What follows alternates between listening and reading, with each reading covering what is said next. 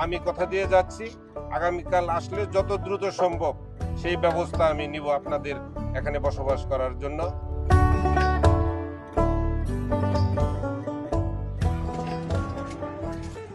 ৭ April ২০২৬ গাজীপুরে উন্নয়ন তদারকি ও মানবিক সহায়তা সব মিলিয়ে ব্যস্ত একটি দিন পার করলেন গাজীপুর সিটি কর্পোরেশনের প্রশাসক শওকত হোসেন সরকার।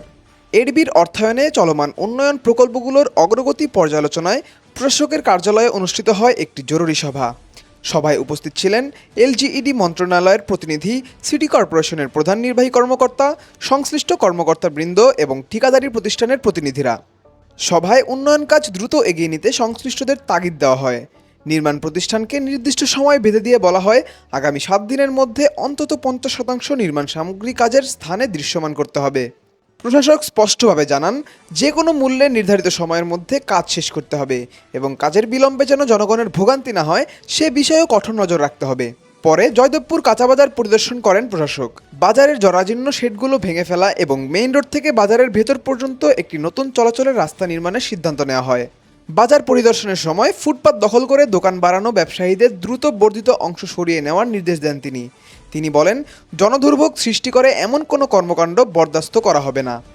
প্রয়োজনে আইনগত ব্যবস্থা নেওয়া হবে। এই পাশে যারা আছে তারা পুরাটাই অবৈধ, এদেরকে তালিকা সহকারে আমাদের কাছে জমা দাও যারা অবৈধভাবে আছে, আর যিনি ৫% মালিক হয়ে আমার এখানে আইছে এর মধ্যে যারা আছে আমার এটা ছেড়ে দিব। আমি একটা সময়সীমা দিব, আমি তাদেরকে লিখিতভাবে আমার নোটিশ দিয়া তাদেরকে জানাবো যে আমার এটা জায়গা আমরা ছেড়ে দেন, এটা আমার যে মার্কেট, এই মার্কেটের যারা দোকানদারি করে বা যারা চলাচল করে, যারা এখানে ক্রেতা বিক্রেতা আছে তাদের এর সমস্যার সৃষ্টি আপনাদের দ্বারা হচ্ছে, আপনারা এটা দ্রুত ছেড়ে চলে যান। যদি না যায় পরে আমি ব্যবস্থা নিব।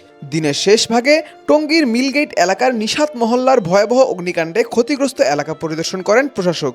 এই ঘটনায় শতাধিক বস্তিঘর পুড়ে যায়।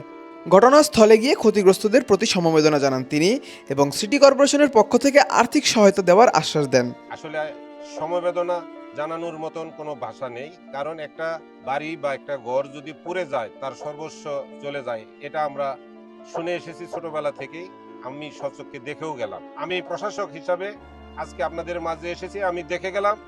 আমি বিশেষ করে আমাদের নেতৃবৃন্দদেরকে এবং আমাদের সাবেক কাউন্সিলর হাশেম ভাইকে বলে গেছি, আপনাদের সাথে যারা ক্ষতিগ্রস্ত হয়েছেন আলাপ আলোচনা করে আমার সাথে আগামীকালকে সিটি কর্পোরেশন অফিসে আসবেন, আমার সাথে বসবেন। আমি যথাযথভাবে আপনাদের হয়তো সম্পূর্ণরূপে ক্ষতিপূরণ পুষিয়ে দেওয়ার মতন সক্ষমতা আমার বা আমার সিটি কর্পোরেশনের নেই, কিন্তু আমি আপনাদের পাশে থাকব যাতে অন্তত আপনারা একটু সোজা হয়ে আবার এখানে বসতবাড়ি করে পারেন।